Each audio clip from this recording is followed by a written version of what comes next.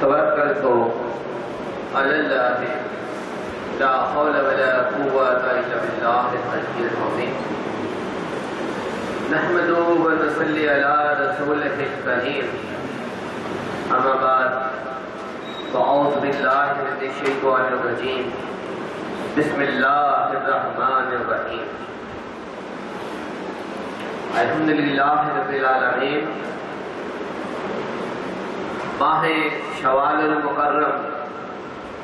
اللہ تعالیٰ کے انعامات، عطیات اور لطف و کرم کے نزول کا ماہ مبارک ہے، جس کا آغاز ہی وہ چاند رات جو رمضان مبارک رجب و شمال رمضان کی تکمیل کے بعد اللہ تعالیٰ کے لطف و کرم کے نزول کا جو چاند شوال کے چاند کی صورت میں نظر آتا ہے، تو مسلمانوں اہل اسلام کے چہروں پر خوشیوں اور ان کے دلوں پر، دماغوں پر، پورے ماحول پر ایک خوشی کا سایہ، خوشی کا نور اور ایک خوشی کی لہر دوڑ جاتی ہے کہ قرب اور عبادات کے مہینے اپنے تکمیل کو پہنچے اور انعامات کا وقت آیا کہ اللہ تعالیٰ رمضان کے روزوں کے انعامات کی صورت میں انسان کو یوم عید عطا فرما رہا ہے۔ تو یہ مہینہ عید کا مہینہ ہے، انعام کا مہینہ ہے، لطف و کرم کے عطا کا مہینہ ہے، کسی منزل کے تکمیل کا اور نئی منزل کے آغاز کا مہینہ ہے۔ اس مہینے کے متعلق جبریل علیہ السلام کی دعائے مبارکہ ہے کہ اگر کسی کے پاس رمضان آئے، کسی کی زندگی میں یہ توفیق پہنچے کہ وہ رمضان میں داخل ہو، رمضان کے روزے رکھے، اس کی راتوں کی شب بیداری کرے، اس کے حقوق عبادت و بندگی کو اس طرح سے ادا کرے اور اس میں پائے جانے والے اللہ تعالیٰ کے انعامات کو، اس کی رحمتوں، بخششوں اور نجات دوزخ کے اعلانات کو اس طرح سے قبول کرے اور حاصل کرے کہ وہ جنتی بن جائے، کہ وہ جنتی بن جائے۔ یہ مہینہ اہل کلمہ کے لیے، اہل ایمان کے لیے، اہل اسلام کے لیے حصول جنت کا مہینہ، اور یہ بات بھی یقینی ہے کہ اس مالک رحمان و رحیم کے رحم و لطف و کرم میں کوئی شک نہیں، اس کی رحمت اتنی وسیع و عریض ہے کہ کائنات کے تمام صغیرہ و کبیرہ و گناہوں کو بھی اکٹھا کر لیا جائے تو ایک نگاہ رحمت کے اندر ہی وہ جل کر خاک ہو سکتے ہیں اور انسان گناہوں سے پاک ہو سکتا ہے۔ تو لہذا یہ بات بھی یقینی ہے کہ بہت سے بے انتہا، بے شمار، 100 میں نہیں، ہزاروں میں نہیں، لاکھوں، کروڑوں اور امت کا بے انتہا حصہ جو ہے جنت کا مستحق قرار پا چکا ہوگا انشاءاللہ۔ تو لہذا اب یہ جو ایک نیا سفر ہے، یہ شوال المکرم، یہ جو نیا سفر ہے، یہ عید، یہ یوم عید، یہ شہر عید، اور اس سے پھر ایک نیا سفر کہ ہمیں اللہ تعالیٰ کے عطا کردہ نجات دوزخ کے انعام کو اللہ تعالیٰ کے عطا کردہ عطائے جنت کے انعام کو نہ صرف سنبھالنا ہے بلکہ اس سال میں اس کو کھونے کی بجائے اس کے درجوں کی بلندی کی بھرپور کوشش کرنی ہے۔ جو کمیاں رہ گئیں ان کو پورا کرنا ہے، جو بہتریاں ہوئیں ان پر شکر ادا کر کے اپنی نعمتوں کو قائم رکھنا ہے۔ تو لہذا یہ لمحہ فکر زیادہ مضبوطی کا بن جاتا ہے کہ ایک انسان کے پاس کوئی خزانہ نہ ہو تو وہ لاپرواہی برت سکتا ہے کہ میرے پاس ہے ہی کیا، لیکن جس کی زندگی میں رمضان گزرے، رجب و شعبان اور رمضان گزرے، تو وہ رحمت الہی سے ناامید نہ ہو کہ یقیناً میرے مالک نے رجب جو کہ اللہ کا مہینہ ہے، شعبان جو اس کے محبوب علیہ الصلوۃ والسلام کا مہینہ ہے، اور رمضان جو خود اللہ کی رحمتوں کے ساتھ امت محمدیہ کا مہینہ ہے، تو ان مہینوں میں کی برکتوں کی برکت سے اللہ تعالی نے یقینی طور پر ہمارے گناہوں کو معاف کیا ہوگا، ہمیں عطائے جنت کی اور نجات دوزخ کی سند عطا فرمائی ہوگی۔ اب آگے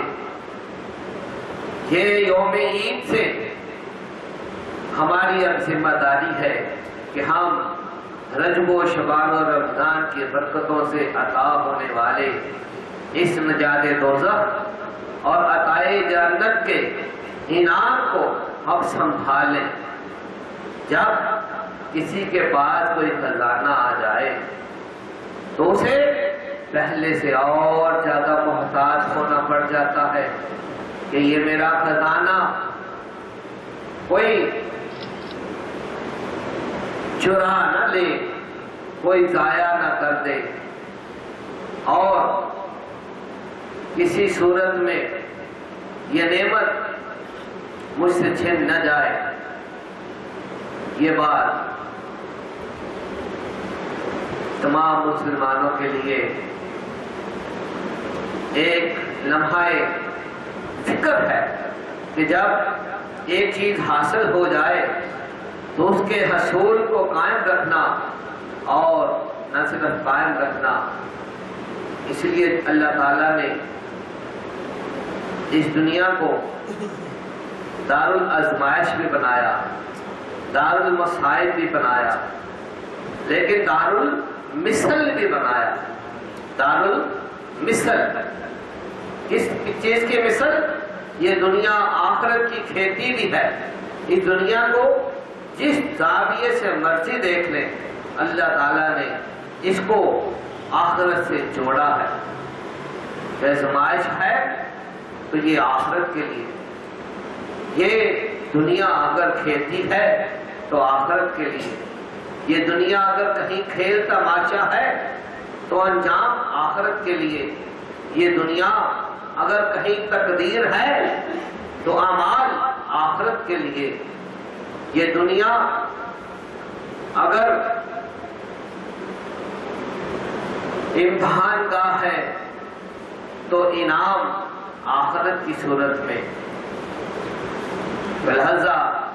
اس کی چھوٹی سی مثال ہمارے باپ آدم علیہ السلام کہ جن کو اللہ تعالیٰ نے جنت کی عطا سے نوازا، جن کو اللہ تعالیٰ نے جنت کی عطا سے نوازا، کہ جب اللہ تعالیٰ نے آدم علیہ السلام کو اپنی نیابت پر، اپنی خلافت پر فائز فرمایا، تو یہاں پر میں یہ بھی آغاز گفتگو میں ہی بتا دوں کہ انشاءاللہ یہ ہمارے لیے ایک طرح سے، جس طرح ہم اکثر یہ کہتے ہیں کہ شب برات شب تقدیر ہوتی ہے، کہ زندگی اور موتوں کے نام علیحدہ علیحدہ ہو چکے ہوتے ہیں، تو لہذا اس کے بعد جو جدوجہد کا رمضان کا وقت گزرتا ہے، تو اب یہ رمضان المبارک کے بعد پہلی محفل پاک ہے، تو آج سے ہم رحمان و رحیم، مالک کل شیء قدیر اور اس کے محبوب انبیاء، اللہ تعالیٰ کی ذات اور اللہ تعالیٰ کے ساتھ شرک، اللہ کے محبوب صلی اللہ علیہ وآلہ وسلم اور تمام انبیاء مرسلین، اور اس کے بعد اہل ایمان، اور اس کے ساتھ ان تمام پہلوؤں پر ابلیس، شیطان لعین اور حزب الشیاطین، اور اس کے ساتھ ساتھ وہ حجابات باطلہ کہ جن کے ذریعے سے انسان اپنے مقامات کو کھوتا ہے۔ لہذا آج سے یہ ایک سلسلہ شروع کیا جا رہا ہے جس میں ان تمام پہلوؤں کو ترتیب کے ساتھ ہر ایک محفل میں منزل بمنزل بیان کیا جائے گا، اللہ کی توفیق و رحمت کے ساتھ۔ تو لہذا جس طرح کے انعام کا ذکر ہو رہا ہے کہ یہ جنت ہمارے باپ آدم علیہ السلام کو انعام کی صورت میں اللہ نے عطا فرمائی، انعام کی صورت میں عطا فرمائی، قرآن گواہ ہے۔ یہ نہیں کہ انسان نے جنت کا مشاہدہ نہیں کیا، انسان نے، ہمارے باپ آدم علیہ السلام اور ہماری ماں حوا علیہ السلام نے جنت کے اصول کا مشاہدہ، عملی مشاہدہ فرمایا ہے، اور قرآن نے اس کا خود ذکر،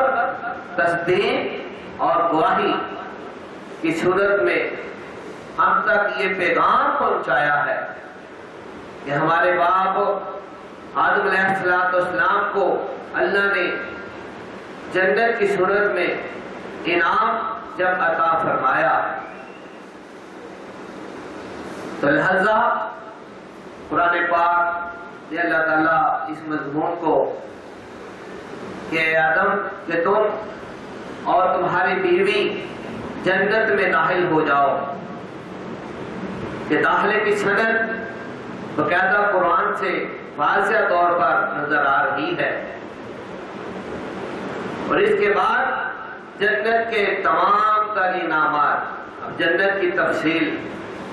چاہے بہت کم علم بھی مسلمان ہو تو اس کو پتا ہے،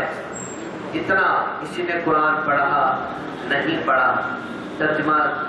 پڑھا، سنا یا سمجھا نہیں بھی سمجھا، لیکن ہر ایک کم سے کم علم والے مسلمان کو بھی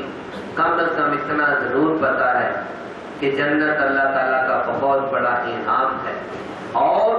اس انعام کی کم از کم اس تفصیل کا بھی پتا ہے کہ جنت بہت بڑے محلات پر، جنت بہت بڑے باغات پر، جنت اللہ تعالیٰ کی ہر ایک نعمت کے ساتھ، اور حسین و جمیل کہ جن کی تعریف خود کل شیء قدیر رحمان و رحیم فرمائے۔ تو لہذا پورے قرآن کے اندر اللہ تعالیٰ نے جنت کا ہر ایک پہلو سے، ہر وہ پہلو جو جن و انس میں اس دنیا میں توجہ کا ذریعہ ہے، ہر وہ پہلو کہ کسی کو اگر مال و دولت سے، عزت و شہرت سے، بڑے بڑے محلات نما مکانات اور رہائشوں سے، اور بڑی اچھی اچھی خوابگاہوں سے، بہت حسن و جمال کے حصول کے، مقامات اور اختیارات کے حصول کے، یہ سارے پہلو جو انسان کے اندر خواہشات کی صورت میں، بلکہ انسان کیا، اللہ تعالیٰ نے جن و انس دونوں مخلوقات کو اس میں محاطب فرمایا ہے. اور سورۃ رحمان جو لوح قرآن بھی ہے اور زینت القرآن بھی ہے، تو لہذا اس میں اللہ تعالیٰ جن و انس کو، اور دیگر قرآن میں بہت سے مقامات پر جن و انس کو متفقہ اور مشترکہ احکامات کے ساتھ مخاطب ہو رہا ہے. تو لہذا بلکہ تخلیق کے حوالے سے بھی اللہ تعالیٰ نے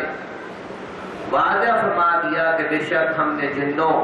اور انسانوں کو اپنی عبادت کے لیے تخلیق فرمایا کہ یہ دو مخلوق، اگرچہ ہر کائنات کی ہر چیز، کائنات کی ہر چیز ہی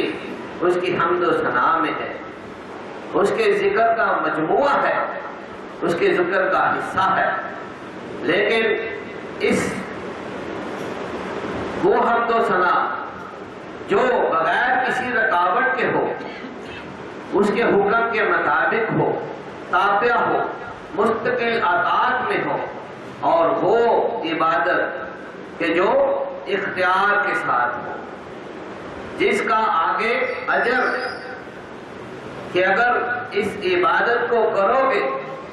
وہ عبادت جو جس کا انعام مقرر کیا گیا ہو ساتھ، کہ اگر یہ میرے احکامات مانو گے، مجھے اپنا معبود مانو گے، عبادت معبود سے، عبادت پھر عابد پھر معبود، سبحان اللہ، کہ یہ درجہ جیسے کہ میں نے بتایا کہ کائنات کی ہر ایک چیز ہی اللہ کی حمد و ثنا اور عبادت میں مصروف ہے، لیکن جن و انس کو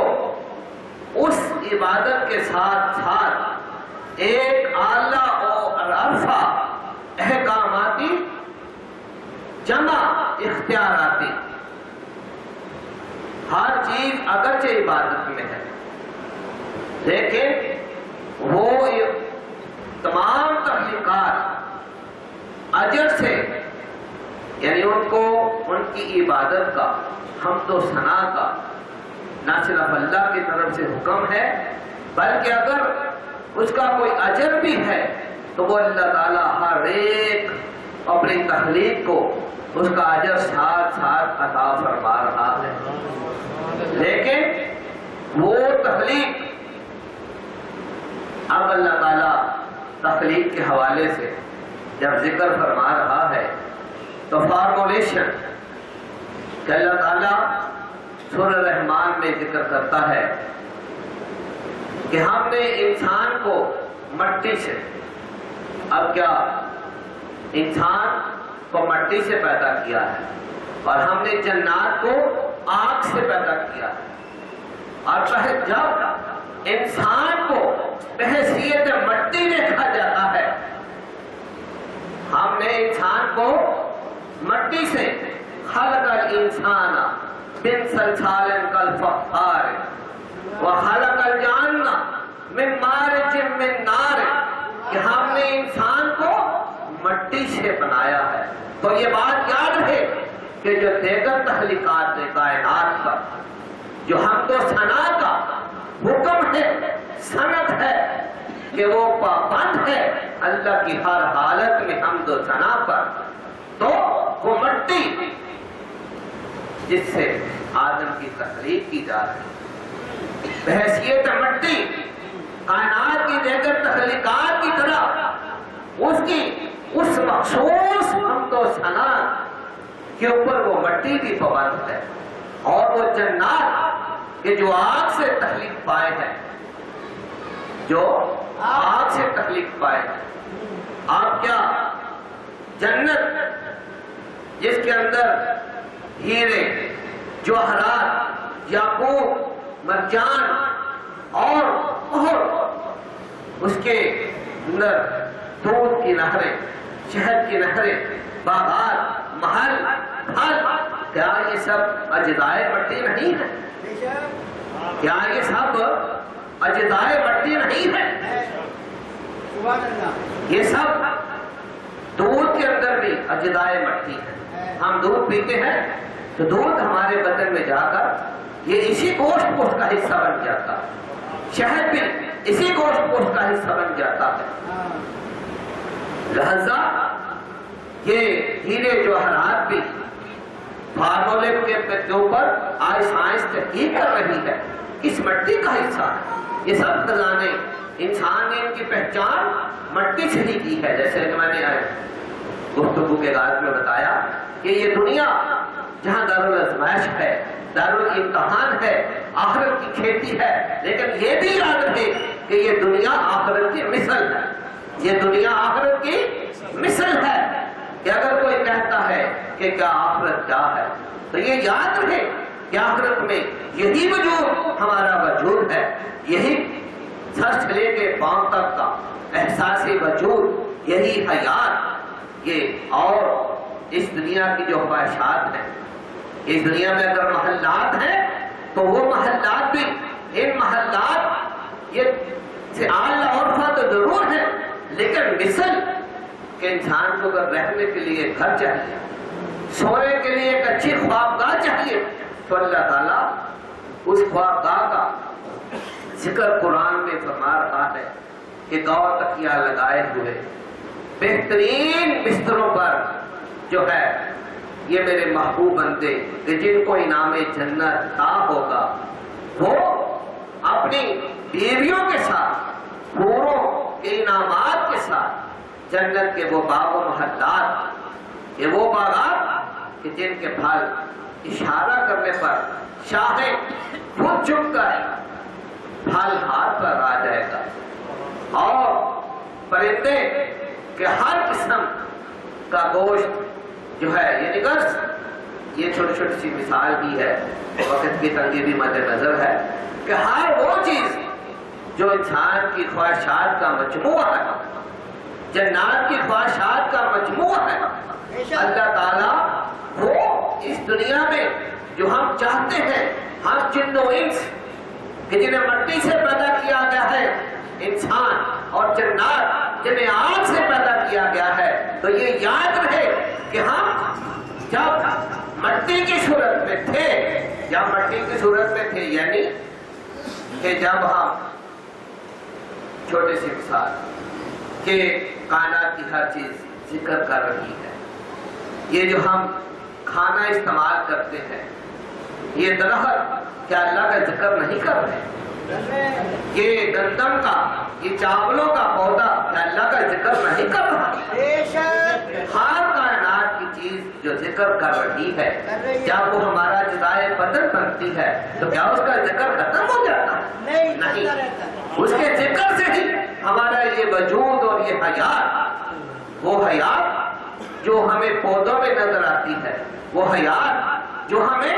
پرندوں میں نظر آتی ہے، وہ حیات جو ہماری کھانے پینے والی چیزوں کی پہلے اصل حالت ہے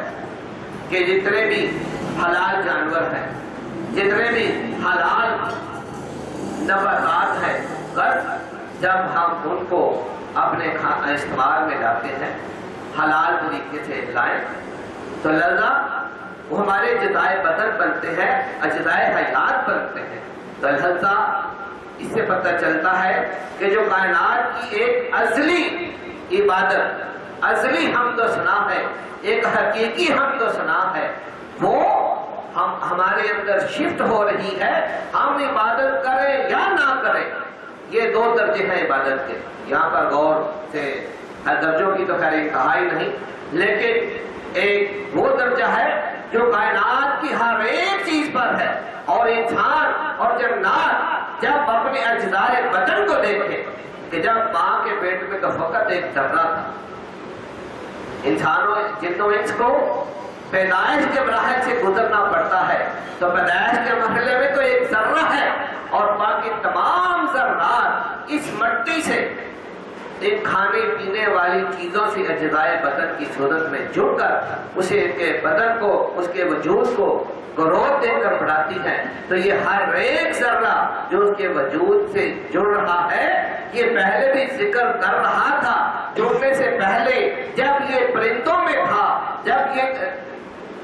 جانوروں کے گوشت کی صورت میں تھا، جب یہ پودوں کی صورت میں تھا، اور پودوں سے پہلے بھی مٹی کی صورت میں تھا، پانی کی صورت میں تھا، تو ہر ایک صورت میں یہ اللہ کا ذکر کر رہا تھا. نعرہ کلمہ لا الہ الا اللہ محمد رسول اللہ.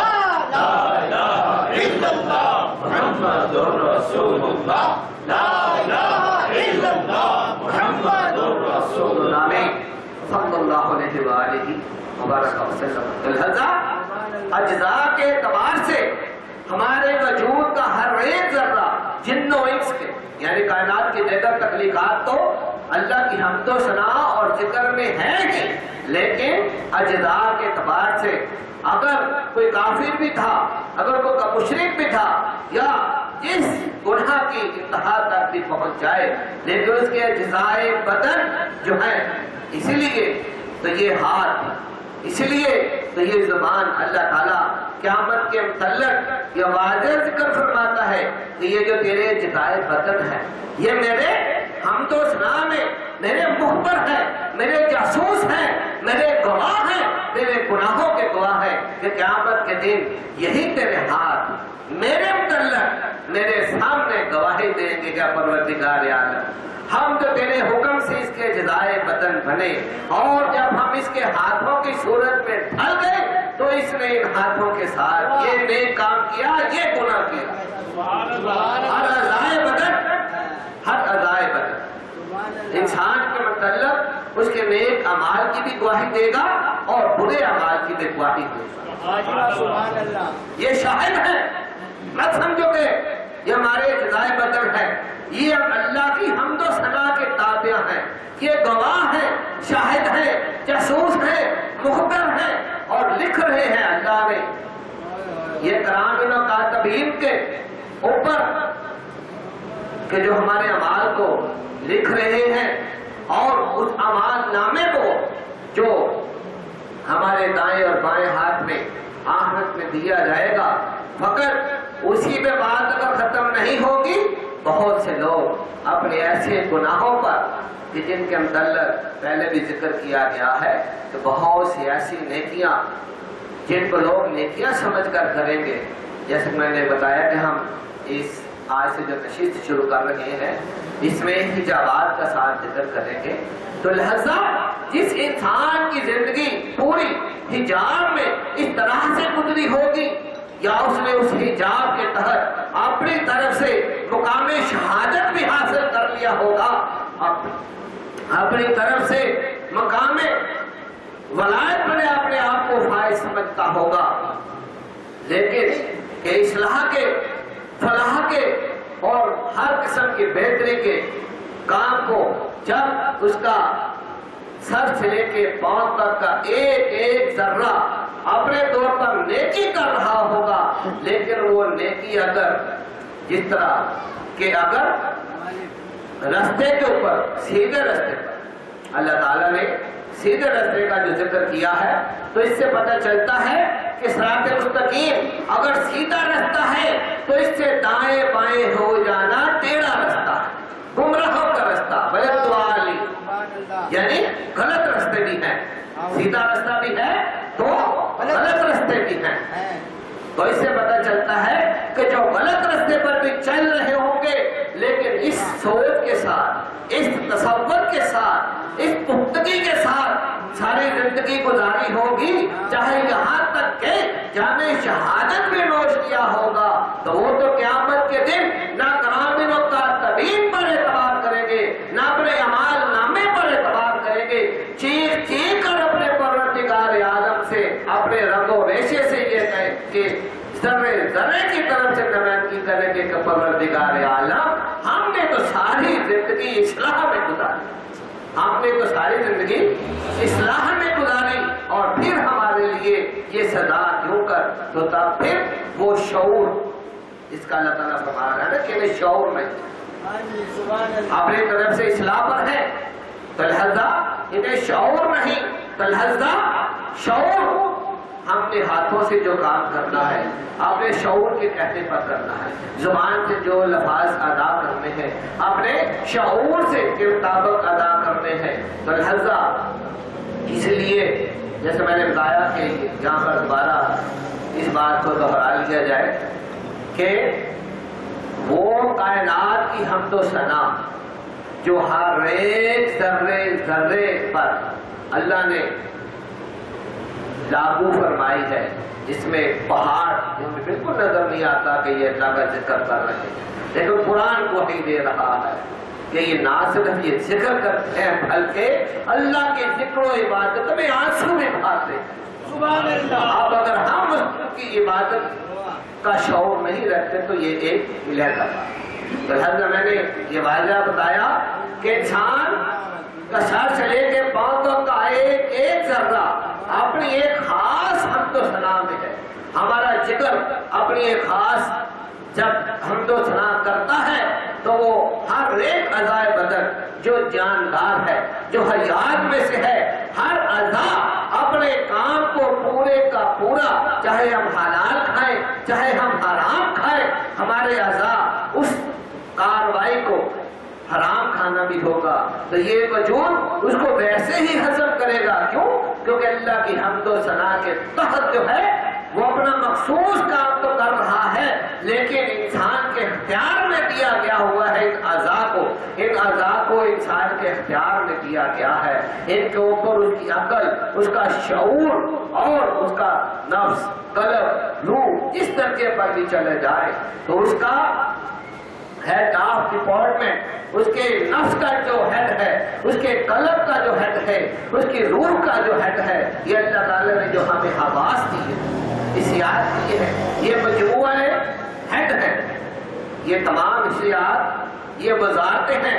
ये आंखों का देखना, ये कानों का सुनना, ये जुबान का बोलना और ये सर से लेके पांव तक तमाम वजूद ज़ाहरिया के ज़ाहरी अज़ा, वजूद मख्फी के मख्फी अज़ा, ये हर एक अज़ा जो है हमारे जो जिस्म की वजारतें हैं कि अपना अपना काम कर रही है और अपना काम करके हमारी अकल को, हमारे शऊर को जो है मुकम्मल तौर पर अपना पूरी रिपोर्ट दे रही है। और इस रिपोर्ट के हवाले से ये जो हमारा शऊर है, इस तरह कुरान ने खुद तस्दीक फरमाई कि चाहे कोई फिसाद करे चाहे कोई इस्लाह करे, आप इस्लाह और फलाह में बाकी अज़ा मुकम्मल तस्दीक ना भी करें तो अल्लाह ताला ने खुद शऊर का जिक्र फरमाया है और कई जगह पर नहीं, कई जगहों पर फरमाया है। जैसे शहदा के अंदर फरमाया कि जो अल्लाह के रास्ते पर अपनी जान कुर्बान करते हैं वो अल्लाह के नजदीक जिंदा है लेकिन शऊर नहीं है। हम आम इंसानों को इसका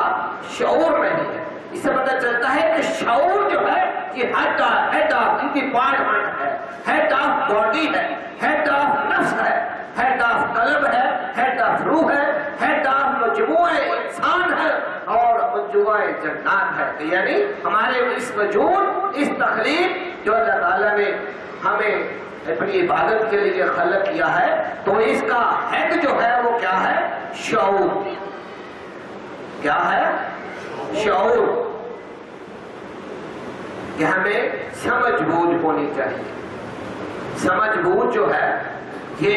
हेड है हमारी तमाम ज़ाहिरी और बातिनी हिस्सियात की। तो लिहाजा ये बात दोबारा यहाँ पर फिट कर दूं कि बहसियत तखलीक के हमारे वजूद का हर एक जर्रा जो हमारे जिस्म के अंदर दाखिल हो रहा है, ये जो कायनात के अंदर हयात है,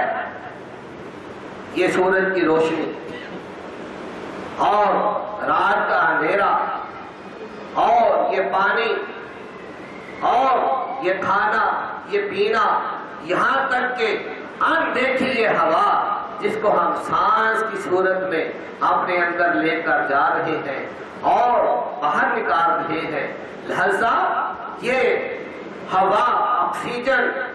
اور اسی طرح یہ پانی اور اسی طرح یہ دیگر کھانے کے اجزاء جب ہمارے اندر جا رہے ہیں تو تب بھی ذکر الہی کرتے ہوئے جا رہے ہیں، اور جب باہر نکلتے ہیں تو اپنے اللہ کے